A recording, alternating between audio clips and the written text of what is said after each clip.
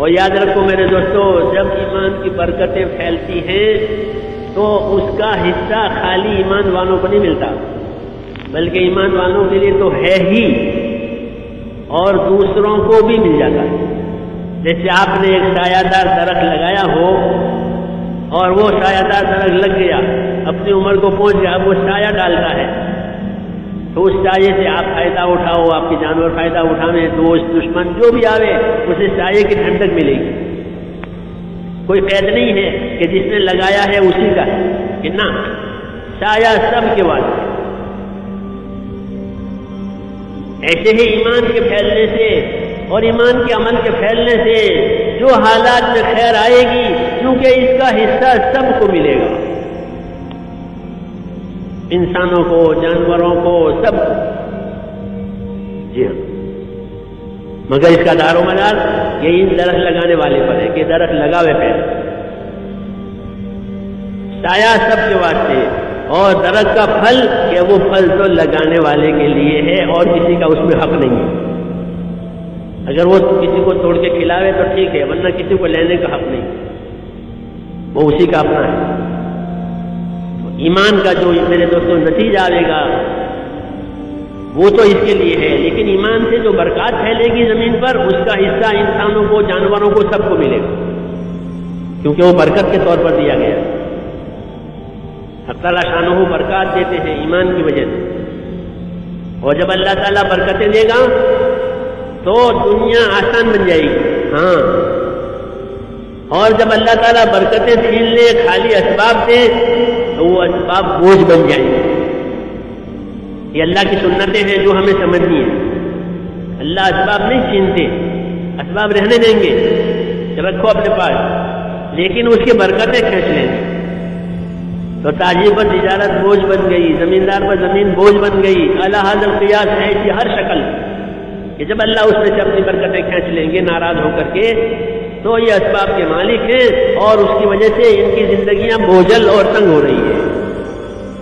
یہ لکھا علماء نے کتابوں میں کہ اللہ تعالیٰ دکان نہیں چھینیں گے، کاروبار نہیں چھینیں گے، اس کی برکت چھینیں گے۔ اب وہ کاروبار بوجھ بنا ہوا ہے، وہ زمین بوجھ بنی ہوئی ہے، وہ اولاد بوجھ بنی ہوئی ہے، وہ نقشے بوجھ بنے ہوئے ہیں،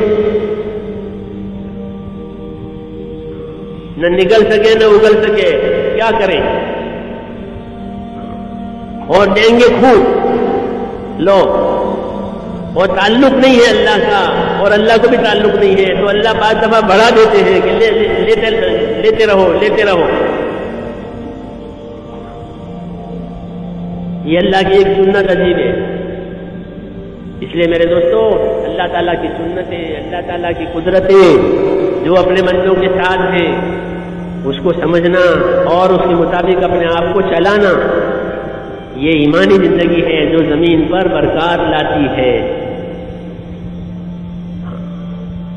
اور یہ بالکل حق بات ہے، یہ نہیں کہ بناوٹ یا ذہن کی باتیں ہیں، ایسا نہیں ہے۔ قرآن اور حدیث صاف صاف بتائیں کہ جب ایمان والوں کا تعلق اللہ تعالیٰ سے صحیح ہوا کہ پھر خیر کے دروازے کھل جائیں گے۔ ہاں، حالات کی بہتری کا تعلق چیزوں سے نہیں ہے، حالات کی بہتری کا تعلق تو حکموں پر عمل کرنے سے ہے۔ اس لیے حکموں پر عمل کرنے کی تاثیریں بتائیے، حدیثیں پڑھیں گے تفصیل سے تو یہ بات بتائی جائے گی کہ ایک ایک عمل اپنے اندر تاثیر رکھتا ہے، اور وہ تاثیر وعدے میں ہے، تجربے کی بات نہیں ہے کہ ہمارا تجربہ ہے، کہ تمہارا تجربہ کچھ نہیں ہے، تجربے کرنے کی کیا بات ہے؟ یہ تو غیبی چیز ہے، طبعی چیز نہیں ہے، طبعی چیزوں کے تجربے کیے جاتے ہیں، یہ تو غیبی چیزیں ہیں، اس کا تعلق تجربوں سے نہیں ہے، بلکہ اس کا تعلق تو نبیوں کی خبروں سے ہے اور اللہ کے وعدوں سے ہے کہ ایمان پر عزت دیں گے، اللہ تعالیٰ ایمان پر عزت دیں گے کہ اگر ایمان صحیح معنی میں پیدا ہو گیا زندگی میں کہ اللہ پاک اس ایمان سے انہیں عزت دیں گے۔ ایمان کی تاثیر ہے عزت کا ملنا،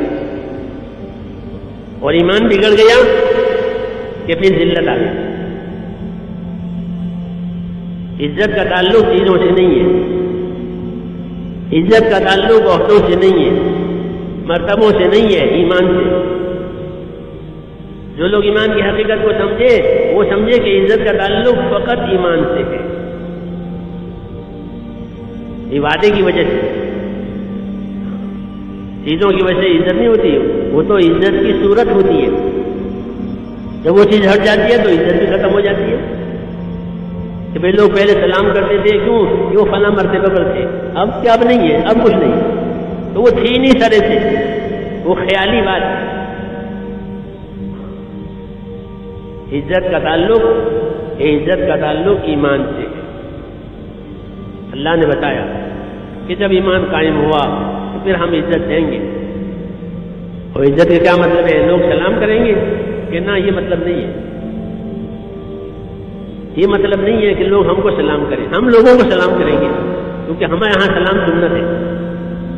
بلکہ عزت کا مطلب یہ ہے کہ زندگی گزارنے کے جو طریقے ہم کو دیے گئے ہیں، لوگ وہ طریقے ہم سے لیں گے، ہم سے سیکھیں گے، ہاں، اور ہم اس کو پھیلائیں گے، لوگ اپنی کامیابی سمجھ کر کے وہ طریقے ہم سے لیں گے۔ یہ ہے عزت کی بات، سلام کرنا نہیں۔ سلام تو معاشرے کا ایک عمل ہے، سنت ہے،